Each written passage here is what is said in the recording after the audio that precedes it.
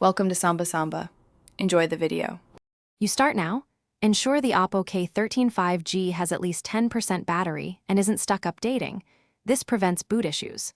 Once done, remove any case and expose the volume down and power keys so you can press both cleanly. Make sure to save any unsaved notes or quick photos to the cloud if possible.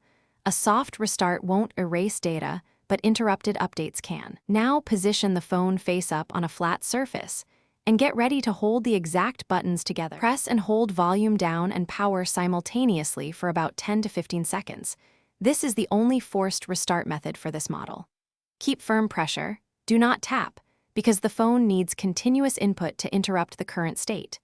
When the screen goes black and then shows the Oppo logo, release the buttons and allow the system to boot naturally, which can take up to a minute. If nothing happens, let the device sit 30 seconds, then repeat the exact same hold once more. Once the phone boots, sign in and confirm apps and settings look normal. This explains why you backed up first.